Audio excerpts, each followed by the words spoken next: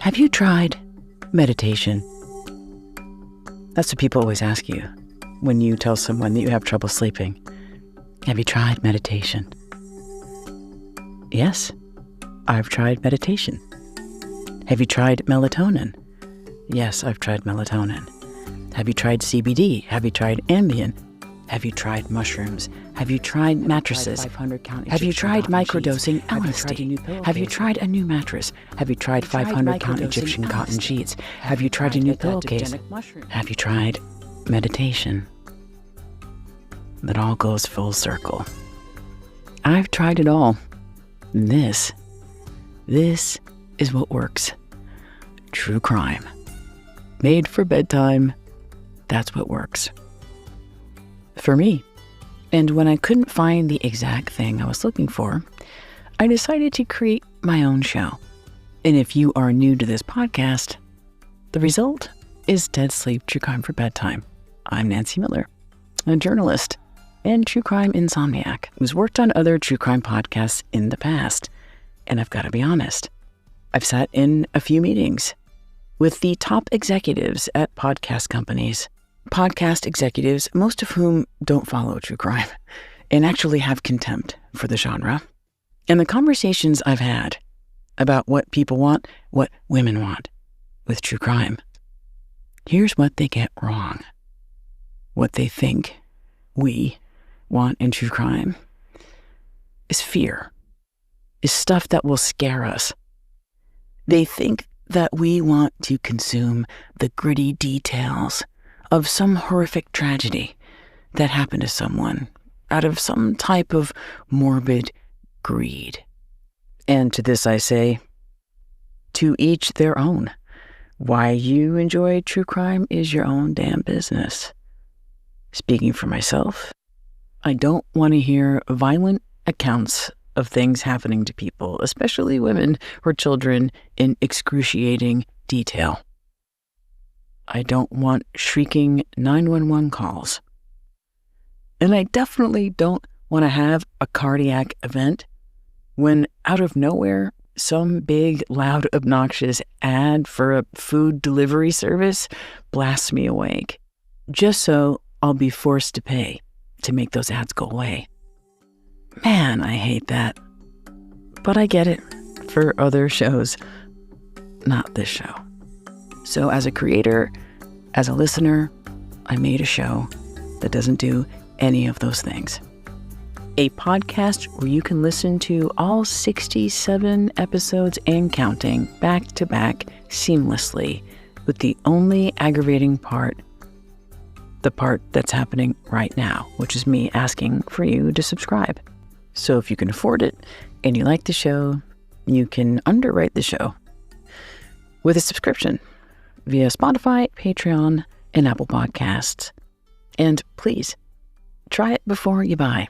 I don't want anyone feeling like they're not getting their money's worth. You can get a 7-day free trial on Patreon and a month free on Apple Podcasts. And for what it's worth, I am slowly trying to learn how to meditate, and I am adding those meditative elements into this podcast. So hopefully we can learn how to do this together. And maybe one day we won't even need all this true crime stuff.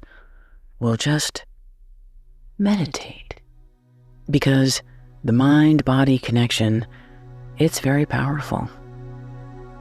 How powerful? So powerful that unscrupulous people can exploit that connection and steal hundreds of thousands, millions of dollars, and in some cases, threaten the lives of some very sick people with a long, lucrative, and devious con. One that's top of mind right now, the cancer scam. And the two most prominent cancer scam stories about the long con and financial fraud committed by two women, one American and one Australian. The Australian cancer scammer, notorious in her native country. Her name is Belle Gibson. The American cancer scammer now notorious in the United States, is Amanda Riley. Both women faked having cancer. Both of their scams started around the same time, in the early 2010s or so. And both of their stories came crashing down, with very serious fraud charges, and in one case, prison time. And each of these stories has been told and retold. I'm not here to retell or relitigate either one of those cases. And I'll actually link to the two better podcasts on both of those cases.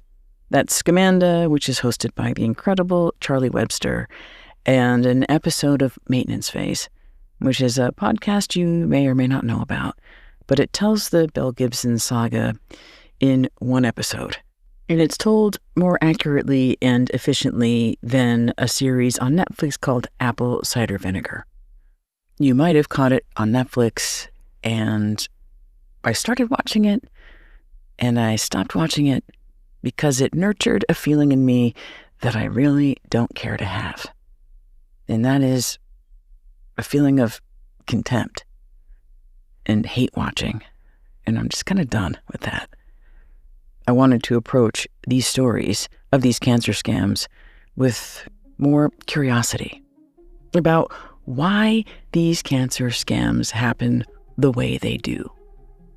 And so tonight's episode is different than the usual. It's not one single narrative, but jumps around a little like a yarn chart or evidence board to examine some of the disparate influences that might have gotten us here to the Belles and Amandas of the world and place them in potentially fatiguing context. As individuals, Belle and Amanda are, of course, accountable for the things they did. The deception, the fraud, and as much as Belle Gibson is despised all over the world now, she didn't pioneer the cancer scam. Not even close. And this stuff was happening on huge levels well before social media or wellness influencer culture. And I'd argue these two young women were working off of a roadmap that was created decades ago. So why did these two women get so much attention? One obvious reason. Because they're young, blonde, pretty girls, the kind who appear to have it all. And yet, it wasn't enough. Belle Gibson in particular is despised for her greed. Not only inventing wild stories about her cancer and cancer treatments that she didn't have, she took her con to a reckless and deadly next step by promoting bogus wellness cures and suggesting sick people forego traditional treatment in favor of how she cured her cancer by going back to basics, she said, and doing it through healthy food that she sold in the form of a recipe app and cookbook. And the thing I'm curious about is why Belle and Amanda couldn't just focus on themselves and their fake illness. For some reason, both of them felt compelled to be what you might call a cancer warrior princess. Women who became symbols of the brave and courageous fight against cancer. Not just aspirational or influential, but went out of their way to exert a wholly unfounded expertise and put themselves out there publicly so many times, with one new illness and the next, generating so much attention and leaving a hot mess of breadcrumbs of all of their inconsistencies and financial misdeeds. And that's what really got them in trouble for fraud. Now, in dollar amounts, it's important to note that the sum total of their scams, it was sizable. $400,000 for Belle, that's roughly how much she took from people, and how much she has to pay back and hasn't yet paid back, and around $100,000 for Amanda here in the United States. That's a lot of money, and an even bigger moral betrayal. But from a financial quantifiable perspective, $500,000 total is nothing compared to the lesser-known cancer scams you're going to hear about tonight. To put this in terms of, say, the TV series The Wire, Amanda and Belle are like the Wallace and Poot of cancer scams, outward-facing, low-level lieutenants. But there's a much bigger fish. Somewhere up the chain is an Avon Barksdale, even like a Senator Clay Davis, the older guy who runs the whole game. And the American government has been trying to nail this guy for a long time. He's not a young, pretty social media influencer, but he's accused of running a massive cancer scam operation for at least 15 years, with a backstory that goes back even further than that. He's like the scam daddy Belle and Amanda didn't know they had, and maybe if they hadn't been stopped, they would have ended up like he did. But before I get to that, first I wanted to understand. When did faking an illness become something that one could use to their advantage? And I assumed this had to be a more recent thing because in the past, having an illness usually led to shunning, not support or pity. But throughout time, people have feigned illness as a way of getting out of things. It's called malingering. And that word malinger, it's French. And malinger is basically mal, which is bad or wrong, malade, which is sickly, and then another word of Germanic origin that means weak. So a malingerer was someone who was wrongly sick and weak. And it was popularized in the 1700s, around the time of Marie Antoinette. And this was a word likely thrown around by the aristocracy. And people who were seen begging in the streets were accused of being malingerers, faking it, even creating their own sores to get attention, pity, money, and food. Now, it's worth mentioning here, this was the let them eat cake era, before the French Revolution. Maybe there were a handful of people hamming it up, but most people were sick and poor. But from the very beginning, that word was used by the rich to ridicule the poor and the sick, taking it upon themselves to decide whether or not someone was worthy of pity, of attention, of resources, based on how they acted and how they looked. To French aristocrats, poor people were sus. Were you really sick, or were you just pretending because you're lazy and you don't want to get a job? The answer to that question would come in 1789 as the peasants stormed the Bastille, toppling the government and making swift use of the guillotine. The word malinger would make its way into English in the 1820s, when some young men who were being recruited for the military were accused of faking illness to avoid going to war. To be called a malingerer wasn't a diagnosis you gave yourself, but a shameful designation by someone else, someone who determined that you were a faker, and with that, a coward. For women, malingering meant something different.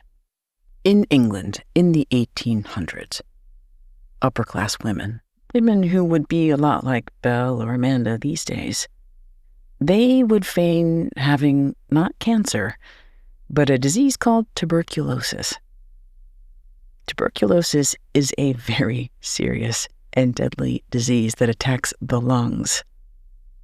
But at that time in the 1800s, because it killed some of the best English poets, including John Keats, it was considered an artistic disease, fashionable. If one were an attractive woman of means, and you had tuberculosis. You were considered a noble soul with creative fire. It was like a 19th century version of heroin chic. The aesthetic of that disease, in the case of tuberculosis, that would be very pale skin, a very thin frame, rosy cheeks, and a feverish glow. Women would feign that look as if they had consumption, as part of a doomed beauty, sometimes putting their own lives at risk by using arsenic powder to make their faces and complexions more white.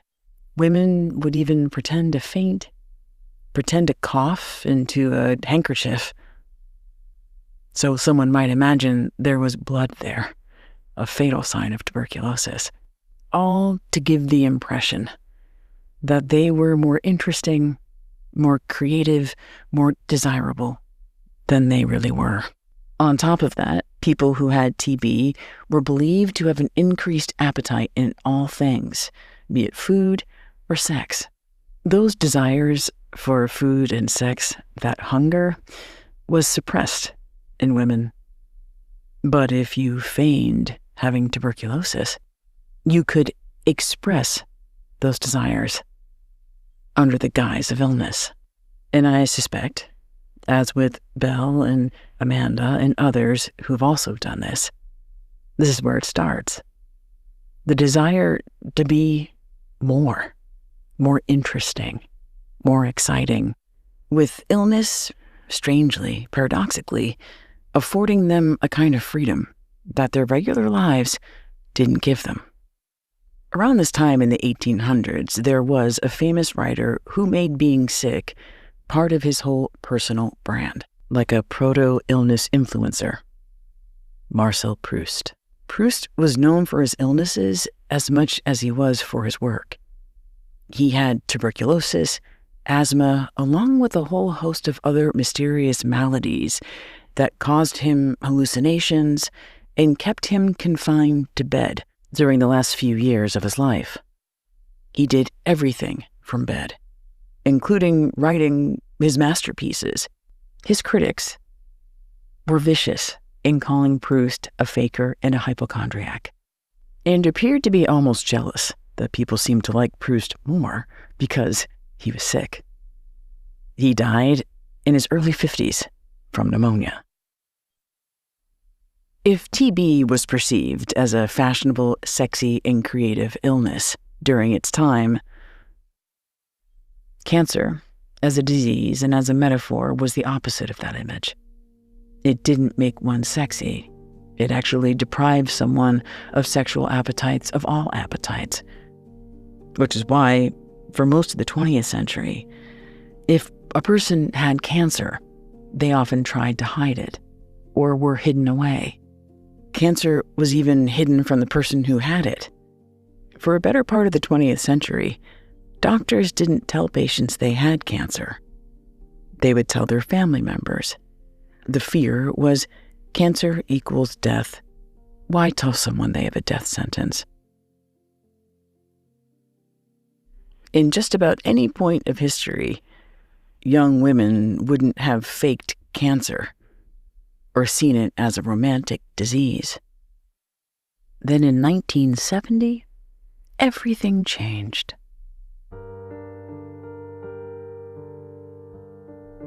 Where do we begin?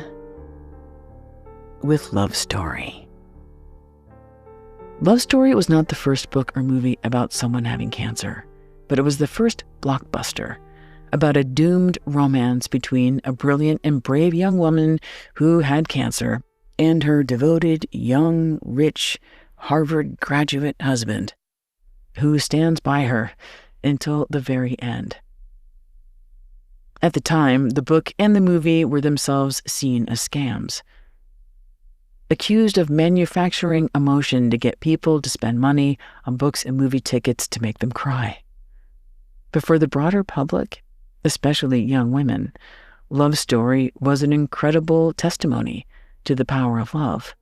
And suddenly, having a terminal illness only added to the romance. And in the movie, in their final few weeks together, It's some of the best times they ever have. Time that's precious and appreciated because of this dramatic and looming threat of this young, beautiful woman's terminal illness. Love Story starred two incredibly attractive young actors. Ryan O'Neal played the dutiful husband, and Ally McGraw played the 19-year-old, sassy but stoic Jenny. Ally McGraw was a former Vogue model, and even though on screen she was sick with cancer, she did it with an aching glamour, with long, shiny black hair and dewy skin, looking more like an ad for clean beauty than someone dying from cancer. Lying in her deathbed, hair spread out on the pillow, she looked like Snow White after eating the apple, or Sleeping Beauty waiting for her kiss. She was a perfect, virtuous cancer princess. Of course, Belle, who was born in the early 90s, and Amanda right around that time, they weren't alive when Love Story came out, and maybe weren't even aware of this movie's existence. But in the broader popular culture, the image of Ally McGraw and the notion of Love Story and that character of Jenny, of being a young, virtuous, beautiful, perfect cancer princess, would imprint itself on movies and TV shows and books through the 80s, 90s, 2000s, even all the way up to 2012, with the young adult version, more or less, of Love Story, John Green's The Fault in Our Stars. And it's an archetype media, including social media, can't resist. From the old days of magazines to Upworthy to TikTok and Instagram. And the miraculous narrative of how a young woman like Belle Gibson cured her own brain cancer through diet and exercise, more or less. It's a fantasy everybody wants to believe, and nobody wants to fact check. And there's actually an unexpected connection between Belle Gibson and Ally McGraw, one that neither would know about. But something I came across in my research that struck me as an eerie and unfortunate coincidence. Evidence of the enduring power of cancer and wellness scams.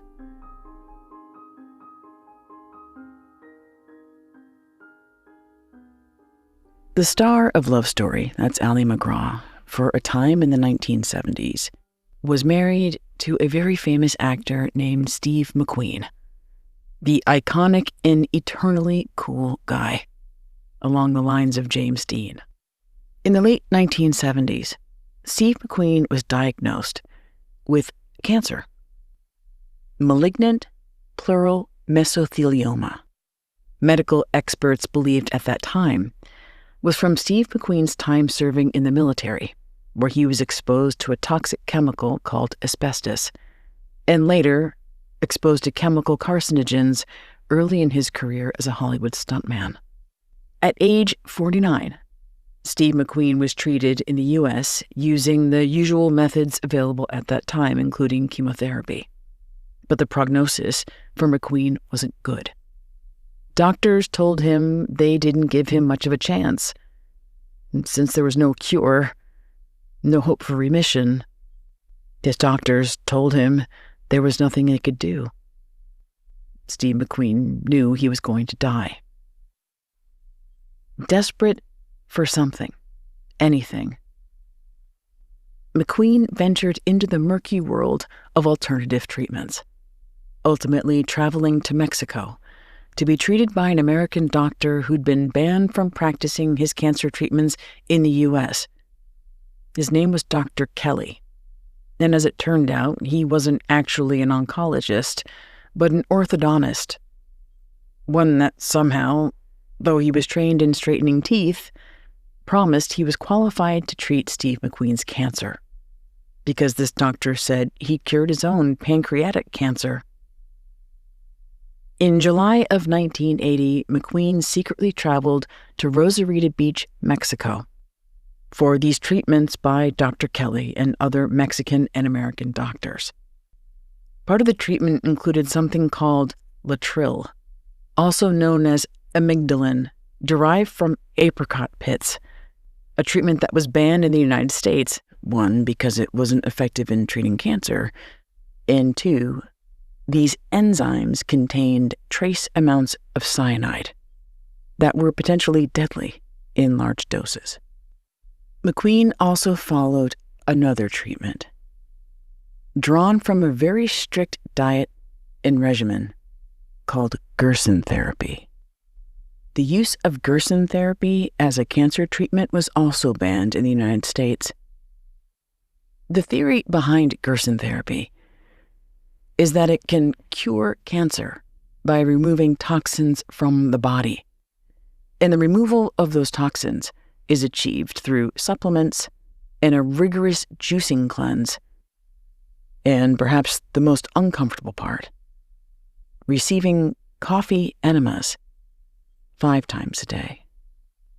Perhaps because Steve McQueen was told that his cancer came from a toxin, asbestos, maybe he hoped that a solution would be in removing his body of toxins, flushing out that asbestos. He had nothing else. Why not try it? In the meantime, the press hounded Steve McQueen and his family for information about his cancer. McQueen wanted privacy and actually went to these clinics in Mexico under a pseudonym. Nonetheless, tabloids like the National Enquirer found out about it, and they falsely and archly positioned their headlines as if they were coming from a point of care, that Steve McQueen was bravely battling cancer with these alternative treatments, when in truth they were just invading his privacy and exploiting his illness to sell newspapers. And whether McQueen knew it or not, he was inadvertently promoting these alternative treatments because Steve McQueen was cool and people wanted to be like Steve McQueen. He was an unwitting and unwilling influencer. And at one point, the doctors claimed they had a recording, an endorsement from Steve McQueen, recorded allegedly in October of 1980. But the treatments weren't working. And he died a month later, in November of 1980. He died of heart failure while on an operating table having tumors removed from his body. Medical experts noted after McQueen's death that not only did these debunked treatments not work, they actually made Steve McQueen's last few months miserable. So one would think that Gerson therapy would wither away and die. Instead, Gerson therapy resurfaced 40 years later in Australia, with Belle Gibson and another wellness influencer suggesting that Gerson therapy could cure cancer. The friend of Belle Gibson, the wellness influencer, her name was Jessica, and she went under the Instagram handle Wellness Warrior. And unlike Belle Gibson, Jessica really did have cancer. And she was in her 20s and had an aggressive but treatable form of sarcoma, which included tumors forming on the bones and muscles of her left arm. Jessica had tried chemo, but was told that her best course of treatment would be something unthinkable for Jessica, amputating her affected arm all the way up to the shoulder. Jessica, being young and not wanting that to happen, needed to find another way.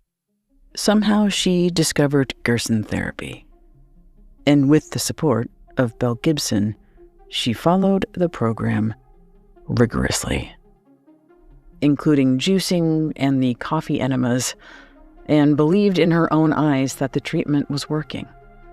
Now, this was a decision she made, and she felt confident in that decision. Anything was better than amputation and chemo. But the cancer returned.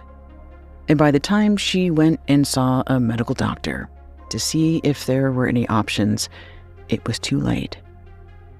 And Jessica died at the age of 30 in 2015. Another warrior lost in a battle few ever win. A war that few people really understand.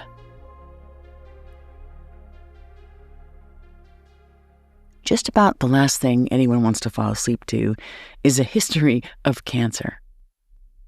But I'm going to tell you a defining moment because it'll help us understand the wellness warrior and the whole wellness movement and how this well-intentioned war on cancer made us more vulnerable to cancer scams and charity fraud.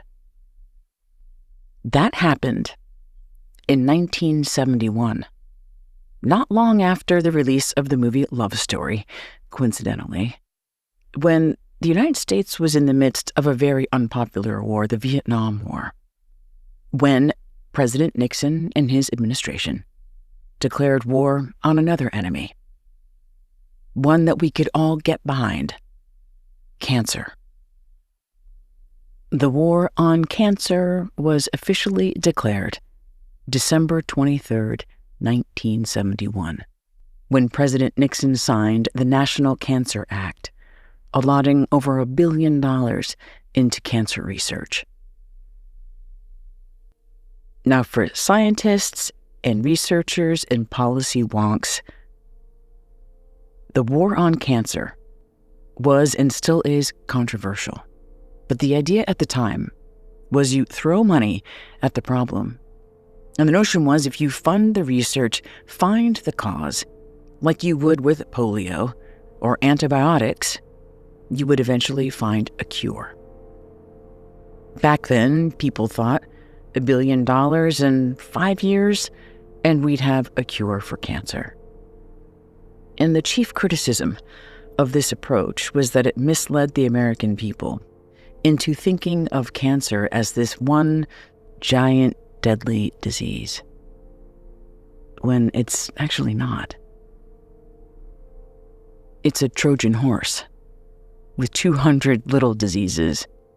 To put it in true crime terms, thinking of cancer as one singular and deadly disease was like thinking you had one serial killer out there and one MO, only to realize there's more than one killer, 200 suspects, all with a different MO.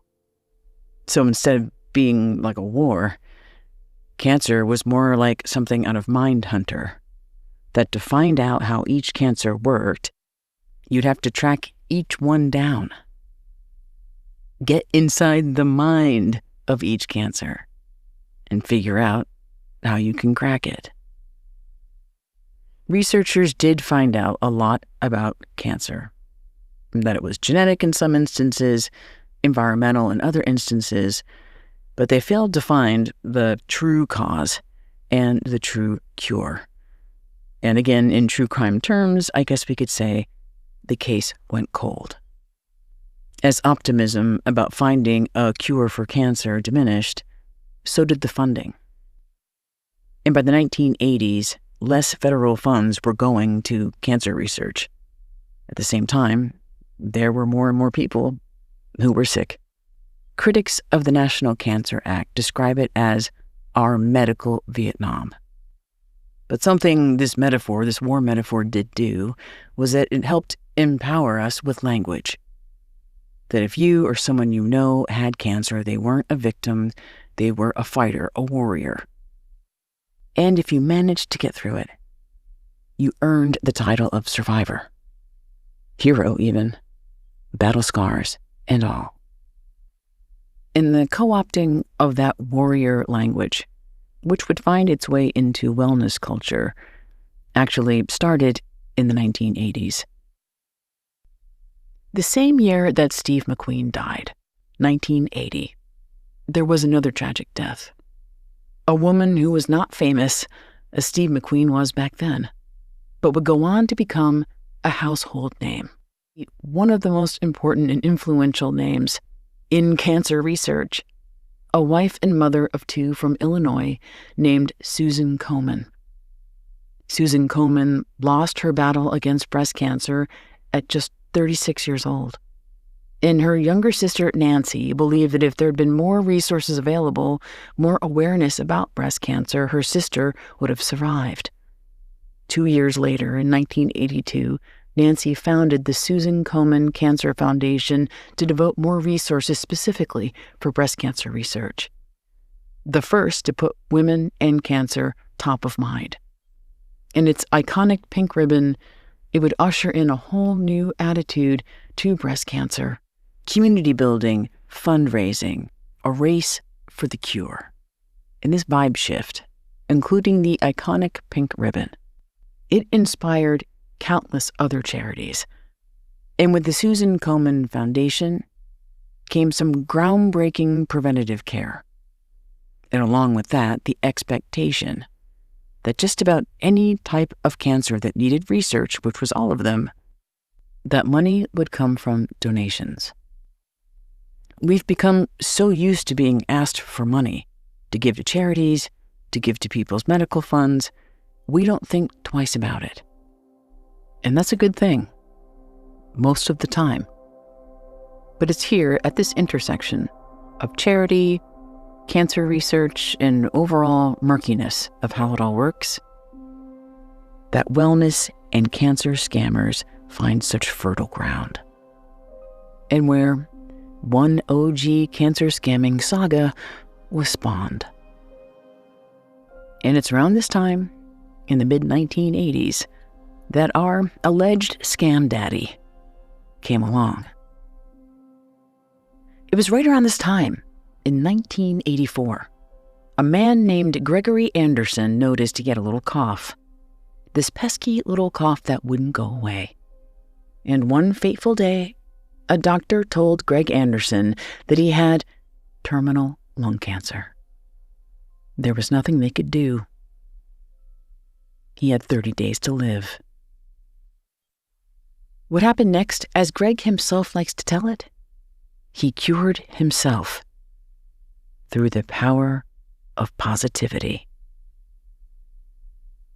And after he cured himself, he made it his mission to help other people just like him, to win this battle over cancer, even incurable cancer. And he anointed himself the cancer conqueror. Greg was clear that he wasn't a medical doctor, but what he offered those with cancer was a different kind of treatment. Toxic chemo could only take you so far, because the toxicity in your life was your own anger and negative emotions. So when the doctor told Greg he had 30 days to live, he healed himself by releasing all of that toxic anger. And he cured himself of his incurable cancer by finding a life with joy. He called it the law of emotional choice, that you were in control of this illness by controlling how you feel and how you react to it. And over the years since his diagnosis in 1984, he wrote several books on the subject, how someone can take control of their illness in a series of easy-to-digest tips. Greg Anderson's books, first published in the 1990s, appeared on the surface just a bit of optimism and comfort during the most challenging and devastating period of a person's life. But underpinning much of his advice, if you took it literally, was the kind of stuff you'd see and hear decades later on social media. That cancer was caused by toxic emotions. That cancer can be cured, not in remission but cured, not by some medicine, but by establishing the life-saving connection between your mind, body, and spirit. Look at him, he often said. He's proof. I have no idea what the story with the cancer really was. But let's say Greg Anderson was one of the very rare people who had spontaneous remission through the power of positivity. It would be, statistically, an incident so rare that it wouldn't be practical advice to give other people and tell them to expect the same results. It would also mean that he was the rare and lucky few who had cancer and didn't have to go through the brutal treatments to try and treat that cancer. The treatments that are so punishing on their own that no wonder people try and look for alternatives, because cancer sucks. Greg was 1 in a billion, and he's apparently alive and well at around age 76. And according to the Federal Trade Commission, one of the complaints filed against him this past December, what keeps him going these days isn't the connection between mind, body, and spirit, but the irresistible draw of money. In 1985, a year after he said he cured his own cancer, Greg founded a cancer charity called the Cancer Recovery Foundation of America, one that went international, as he solicited donations to help other cancer patients just like him all over the world, including cancer recovery foundations in Canada, the UK, Germany, and France.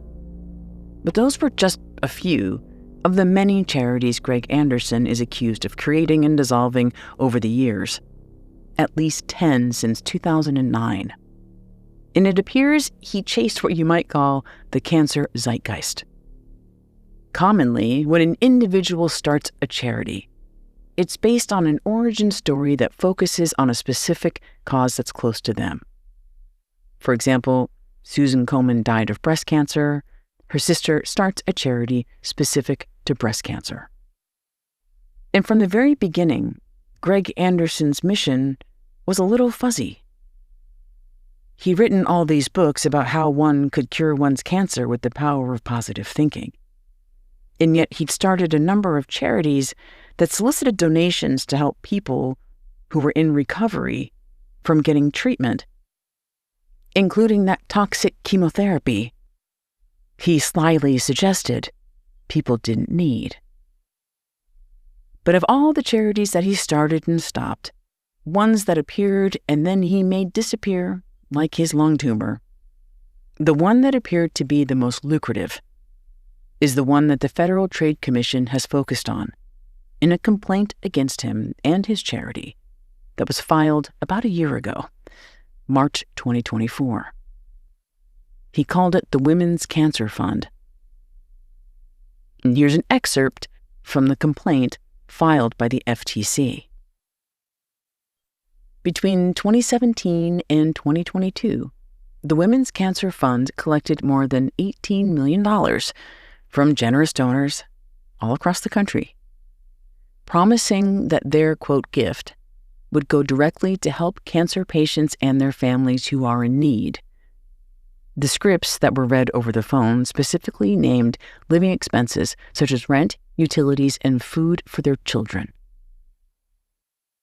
But according to the FTC in their investigation, between 2017 and 2022, of that approximate $18 million donated to the Women's Cancer Fund, roughly 1%, less than $200,000, was spent directly on helping women with cancer.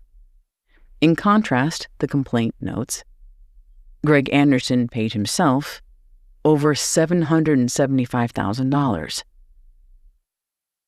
And the rest of the money, roughly 85%, went to pay a for-profit fundraiser, a telemarketing firm that calls donors using robocalls and aggressive telemarketing tactics. The telemarketers were told to tell people that 50% of all of their money went to support women in treatment and recovery to overcome their financial difficulties.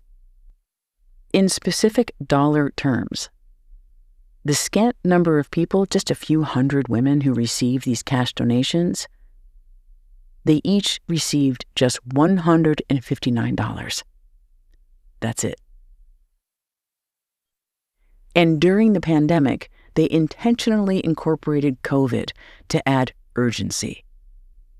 They called it double jeopardy, suggesting that people needed to donate now because of the danger that was happening with women who had cancer and their health with COVID.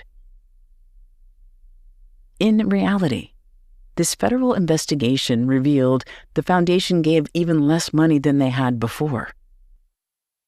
Remember that $159 figure?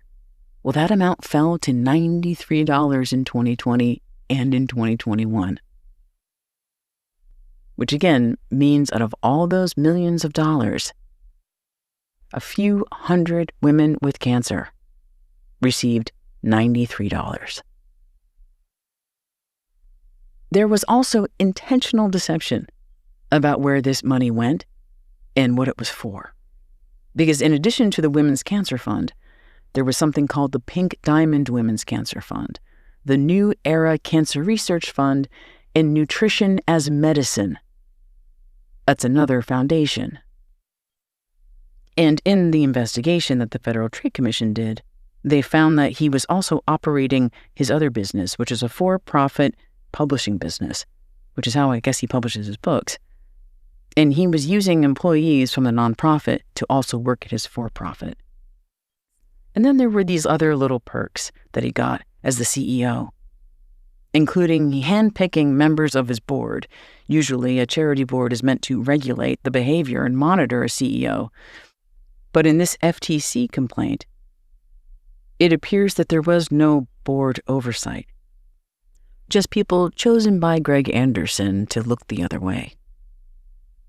Including looking the other way when Greg Anderson paid himself $6,000 a month for, quote, rent on his own home office.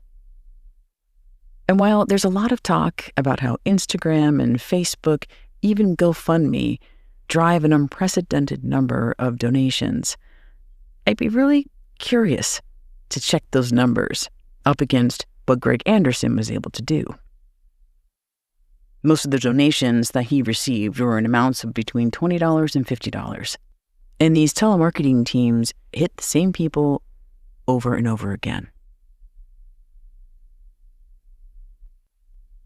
And I suppose the one good thing that could come out of this is that this is one of the very rare bipartisan efforts. The states that have unified to file this federal complaint are Florida, California, Texas, Wisconsin, among others.